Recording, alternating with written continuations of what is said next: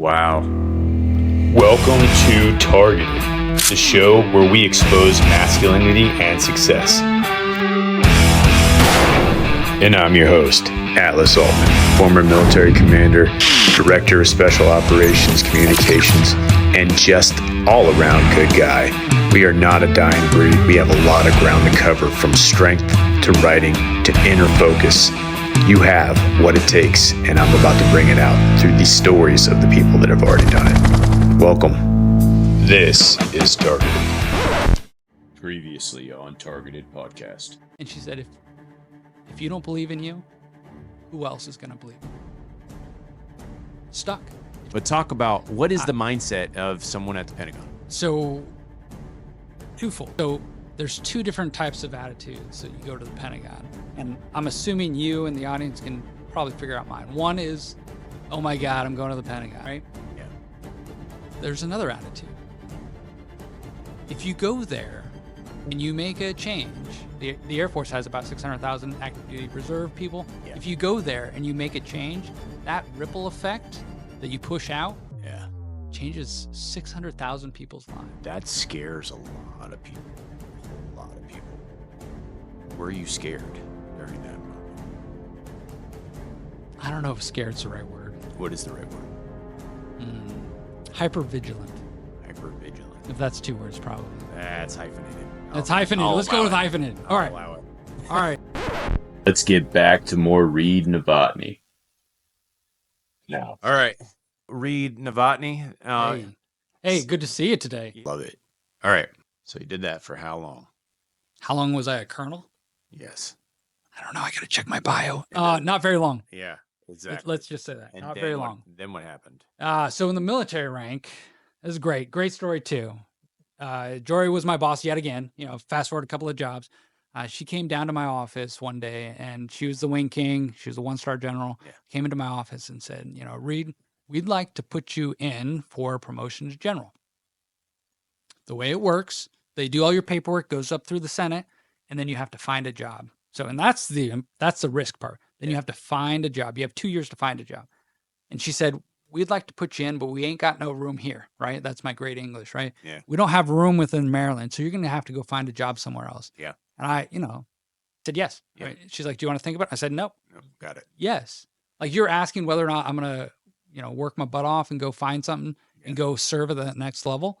The answer is always yes. And she's like, okay, Done. let's do it. So I start putting in all my paperwork, right? Yeah. Put in all my paperwork. And there is a politics thing in there that we will dive into at some point, public service.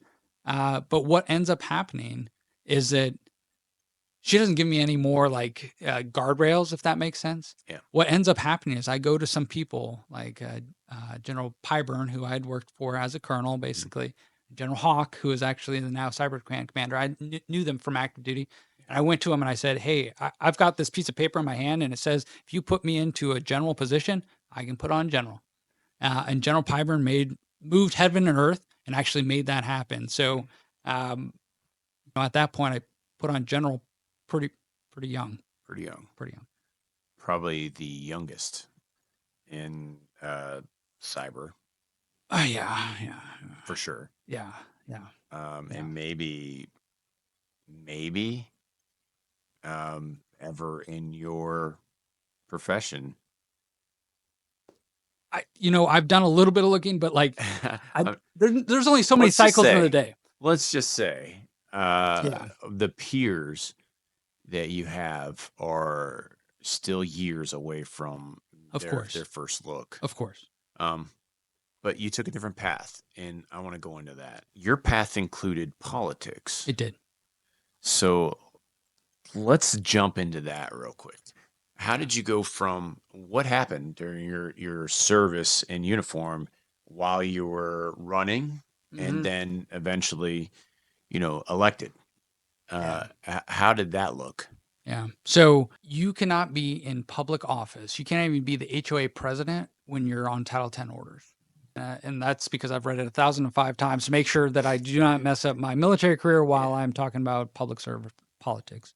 For shorthand. But that was one of the driving factors. The fact that my wife's family's from Maryland, that's another driving factor. The fact that I was kind of pent up energy and wanted to go do something else and serve my state in a different way. Yeah. All why I moved out. So I move out into the public sector, and I start doing research, right? I start looking at everyone who was elected kind of at this point representing me, right? At the state level. And I figure out who had never had a competitor. And I start doing research. I digging in, and this person has become a friend and all those kind of things. She's great people. But I said, that person's never been tested and never will be. So what do? We go after the weakest link, right? Yeah, let's go. It wasn't that I wanted that specific position in the legislature of Maryland. It was more like, I think I can serve and I think I can win. So let's get after it. So we organized the mission set. The mission is get one more vote than the other person in the backwards track, right? I was unsuccessful in that. So that was my first run. So I was unsuccessful. But this is what happened. I worked my butt off. And I did very well against an incumbent who had been doing this in the state of Maryland for about 20 years. And very long time. About 20 years. And she knew everyone and knew everyone. That's not an excuse. That's just, it's facts, right? It was a close race. It was a fairly close race. And, I appreciate everyone who ever made a donation. Thank you, Joshua Atlas Aultman. And this is like small money politics, right? A couple thousand here and there. But it was such a great experience. And I learned so many things. I met so many new people. I met so many people in our community, and it was great. So fast forward 2 years. So 2 years, I'm figuring out, what's my next reattack. Still serving in the military, and a good friend and a mentor in politics comes over. Warren Miller comes over to my house, and I all the hackles on my back stand up, right? And I said, why does this guy, who's an elected official at the time, in the House of Delegates, why does he want to come over to my house? And this is like beginning of COVID. I still got the picture because I said, we need to take a picture here because I'm going to use this later on in my life, in your life. And he comes over to my house, and I really thought what he was going to tell me is he was going to run for the state Senate, right? So House and Senate. I really thought 2 years out, he was going to tell me, Reid, I just want you to tell you, I'm going to beat you. Hey, I've been around. He's also been around for 20 years. He worked for Reagan. He's a great American. Like, he was doing his thing. You thought you were going to get the threat. I was going to get the threat. So he comes, I do all the power play things. I bring him into my room. Yeah, your place. My place. That's right. And I set up the desk in the right place, all those kind of, and I'm getting ready for this, proverbial fight, right? And he sits down and he said, I've been doing this for 18 years. You ran very well. I'm going to resign mid tour, right? Mid tour. I'm going to resign. I'm going to help you get appointed by then Governor Hogan. I'm going to help you. Yeah. And all of a sudden I went from combative to what? Yeah. Like, I don't even understand this. So we devise a plan. We go after all the right things. And, about 2 months later, I'm in the House of Delegates serving the people of Maryland. Yeah. And your uniform was in the closet because you can't do those things at the same time. My uniform's in the closet unless I'm on the weekend duty. So I can't do both at the same time, right? You can actually not serve more than 270 days in a year and be in a public office. So I was serving like 100 days a year. So obviously I care about everything I do, but I care about doing it right. So I read all the law. I love it. I love that. All right. So now you have the honorable. It's awesome. Forever. It's awesome. What a title. Yeah. Can't make that up. No. I mean, well, let's go back into history on why that is. I mean, people really, really, really wanted to make a difference. And when they did that and were appointed and won, I mean, Lincoln lost 6. How many elections did he lose? Yes, that many, at least. Yeah. I mean, and then whenever he was appointed, he made a huge difference. I mean, of course. When you go to Washington, one of the prominent things you do is you go look at Lincoln's face as he stares over all of Washington. Yeah. So whenever people want to make a difference and they don't necessarily hit it big the first time, because who does? I mean, I don't know any politicians that win the first go unless it's a small seat, which you didn't apply for any of. You didn't go for the small. No. I don't know why you didn't start small. You went big. Analysis. Yeah, it's just, like, well, I just need to get one more vote. That's right. That was your mindset. That's right. Like, I can do that. That's right. But the whole thing on that is not too many people get to serve in multiple capacities at the same time. And that takes a true dedicated servant. How was your family life? Wow. Sorry. Don't ask that. Yeah. Yeah. I mean, That's actually probably the most poignant and hardest question. I'm telling you, Um, and so, like a lot of people will attack you with that question, yeah. but the fact that you still have all of your relationships says you did something right, Yeah. and it also says a lot about your family and the relationships that you established younger in your as a younger version of you, Of course. um, because that's a tough situation to go through that much service. Um, the Yeah. reason why I bring that up, Yeah. I'm not a fan of the way people automatically assume that they know what to say whenever they meet a public servant. Of The course. common phrase is "Thank you for your service." And while I don't think that's a bad thing, I think it's like "Good morning, Of how's it course. going?" Of course. I think people fail to see the sacrifices that go along with service. And one of the things that they don't get to experience unless they do it Hmm. is the decision cycle that you have to be in as a senior leader. And that decision cycle makes a lot of sense if you can communicate that Of course. with your partner. Um, so I will rephrase the question. I'm ready. How has your decision cycle and communication process improved because of that experience Yeah, that's great. with your spouse? That's a great question. So, at that time, as you can imagine, I had 3 part-time, full-time jobs. And technically I was working for a company full time, right? So I was working for a company full time. They were paying me well, right? Very understanding. They wanted me to serve. It was beneficial to them, beneficial to me, all those kind of things. So full time job. Yep. I was a group commander, command of 400 or so airmen, Yeah. part time.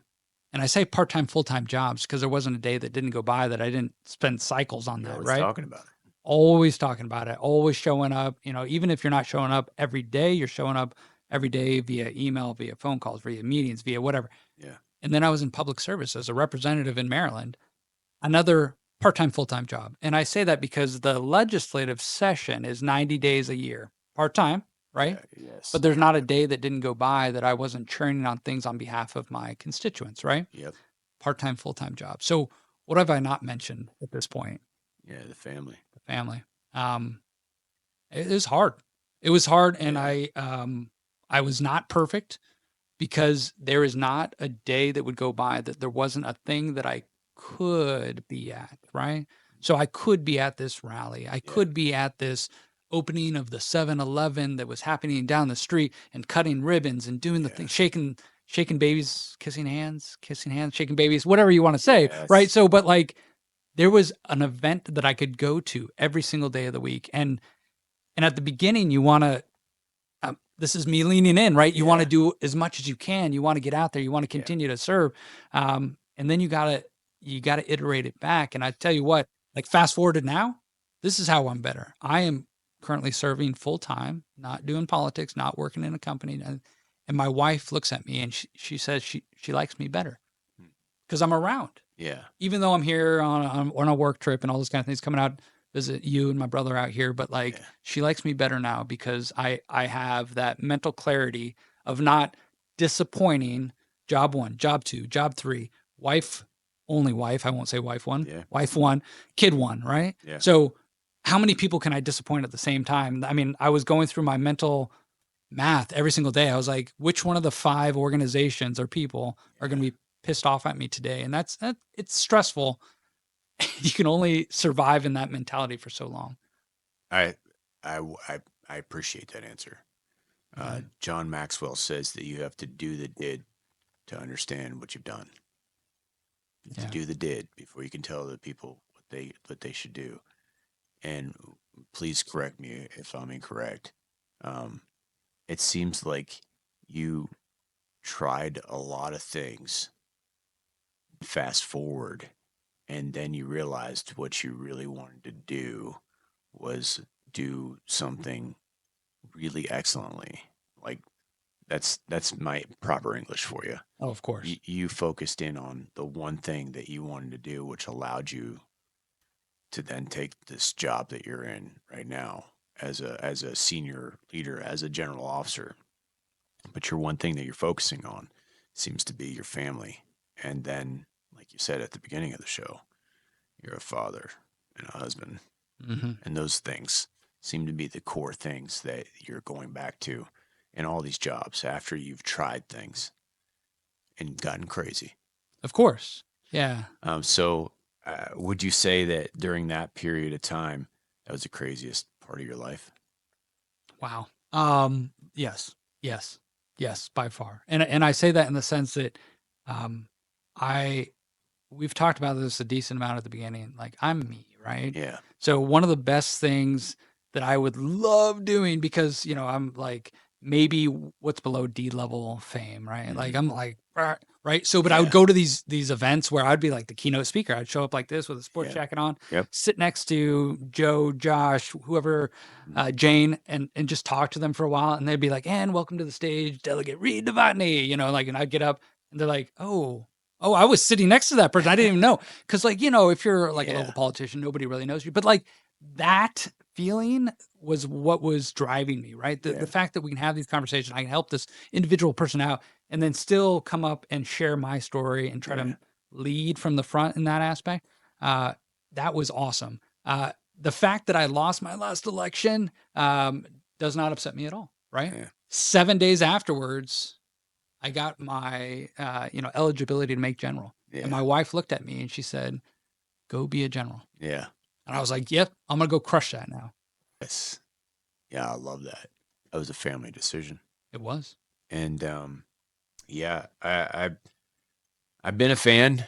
For folks that don't know, I have picked up the phone for Reid Novotny when he was running, and I have spoken to voters, and Yeah. a lot of people don't understand why I'm calling them. And I'd say, hey, I worked with this man overseas, and he was a great leader, and I still believe that he's going to continue in service, and he has a great family, and all of the people that he seems to put into his life are supportive. And if you don't want to be that support mechanism, then don't vote for him. But show up at the polls and vote for him, because That's right. that's where I was from the mindset. I've seen a lot of things in a lot of people. I've worked for multiple 4 stars, multiple 3 stars, a whole bunch of 2 and 1 stars. President of the United States, and there are very few people that I meet and go, yeah, that dude's going to be there forever. As long as I'm alive, I'm going to talk to that guy. And you're one of those people that's genuine, humble, and accepts the challenges put in front of you smartly, because you're thinking about the future. So I wanted to give you an opportunity now to kind of close out the show and tell somebody something, because there's Sure. somebody's listening right now that needs something from you. Of all of the things that you've done, all of the successes, all of the things that you call failures, which were just learning steps to get you to where you are, of all the things that you've had go on in your life, the stresses, the ups and downs, what would you tell somebody that's depressed right now about where they are? What would you tell them about themselves that maybe they're not thinking about? Is there any advice that you would give them, a depressed person um, who may be thinking about giving up? Yeah. Well, let's start with this. I guarantee we will be in each other's lives and each other's networks for the rest of our lives. So it's awesome. I am honored to be here with you. I was honored to go to war, figuratively, I guess, at that point, not literally, in all the things we did in Hawaii and then past then. For sure. But the thing that I talk about often that has made success for me, and I want to pull this back to someone who's maybe listening and wants something, is that I believe in abundance and I believe in humility. And I think those two things together can get people, networks, pretty darn far. So I believe in abundance in the sense that I will tell you everything I know, everything I have learned. I will give you anything off my back. You know why? because I'm going to make more money tomorrow. I'm going to learn something else. You're going to teach me something, right? And this is where the abundance in the network that I gain power from every person I meet. And I say power in the sense that like our group together gains more power.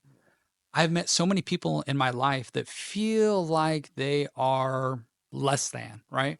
Less than whatever. I have friends today who are probably lower middle class, probably have a very manual job, a plumber, construction guy, gal, whatever it is. Needed. Yes. So, but this is my thing. I look at that person and I have someone in mind, but I won't say his name, but like I have someone in mind and I'm like, I'm so in awe of his talent, right? He thinks that he just puts up drywall or like slings a hammer, right? Hard. And I was like, holy schmoly. And I know someone like in your family, CJ, I know someone in your family who's this talented too, right? And I am just in awe of their talent. Yeah. I don't have that talent.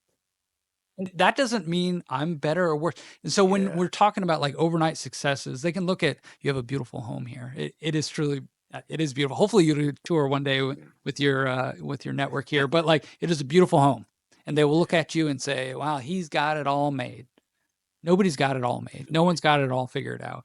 And I have my entire life looked at people and just said, you have a talent most likely is different than my talent, although we overlap a decent amount, talking about leadership, all those kind of things. But like I cannot play a singular instrument. I'm in awe when I see you doing anything musical, right? But like I look at everyone in life and I say, you just have this gift that is amazing. And if you release it, the abundance, and you just release it into the world and do your thing, whatever your thing is, fix drywall, make a company to fix drywall, do those things. The world is your oyster. That's the abundance. People just need to get in and get after it.